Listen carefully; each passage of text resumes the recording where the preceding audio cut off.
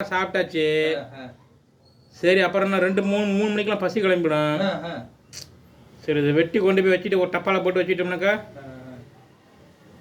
அந்த பசிக்கிற நேரத்தில் போட்டுக்கலாம். இல்லாட்டினா சேச்சி கடைக்கு போனால் போண்டாவையும் வடையும் திங்கணும். சேச்சிக்கு 400 பக்கம் பில் ஆகி போச்சு.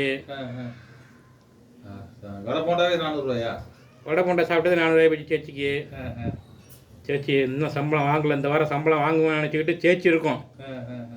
சம்பளம் வாங்கி அட்வான்ஸில் போயிட்டு இருக்குங்கிறது சேச்சிக்கு தெரியாது. சம்பளம் 10 நாளைக்கு முன்னாடியே வாங்கிட்டேங்கிறது சேச்சிக்கு தெரியாது. 2ஆம் தேதி ஆச்சுன்னா தான் சேச்சி கேட்கும், அண்ணா அப்படின்னு என்ன பண்ணுறீங்க, டீயை மட்டும் சாப்பிட்டு போகிறீங்க, ஒன்றும் காசு கொடுக்கலங்கன்னாங்க. அக்கௌண்ட்டில் வச்சுக்காக்கா போனஸ் வாங்கி தர்றேன் அக்கா அப்படின்ட்டு. சம்பளம்லாம் வாங்கியாச்சு, போனஸ் வாங்கி தர்றேன் அப்படின்ற வேண்டியதான்.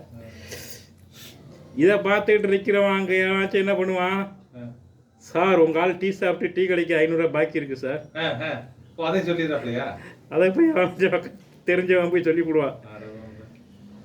ஓனர் என்ன பண்ணுவார், ஏண்டா உனக்கு நான் டீ வாங்கி தரேன், வடை வாங்கி தரேன், எல்லாம் இங்கே வாங்கி தரேன், எல்லாம் இங்கே திங்கிற, அப்புறம் ஏன் தேவையில்லாமல் காசை கொண்டு போய் அங்கே மாதத்துக்கு 500 600 பில்லு வருது. அப்போ அவர் வாங்கி கொடுக்குறது 10 நிமிஷம் சொல்ல வேண்டியதானே? அவர் எத்தனை நேரம் வாங்கி தராரு?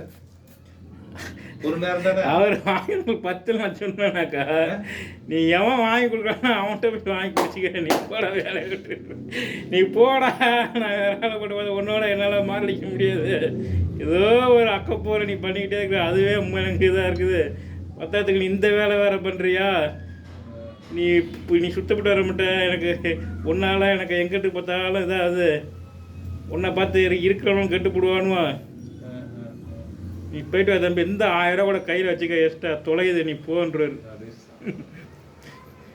உன்னால் என்னால் மல்லு கட்ட முடியாது, போ அப்படின்றாரு ஓனரு. அதனால் சேச்சிக்கிட்ட முன்கூட்டியே சொல்லி போடணும், போனஸ் வாங்கி காசு தரேன், ஓனர்கிட்ட சொல்லிவிடாதீங்க, தீபாவளிக்கு இன்னும் 1 மாதம் தான் இருக்குது, போனஸ் 10 30 ரூபா வரும் இந்த வருஷம், வாங்கி தர்றேன் அப்படின்னு சேச்சிட்ட முன்கூட்டியே சொல்லிவிட்டு முன்கூட்டியே தகவலை சொல்லி போகணும். ஆமாம், இப்போ எங்கே போனார், ஏன் இன்றைக்கி ஆளை காணும் தெரியல, என்னாச்சியா மயில் வாகனம் என்ன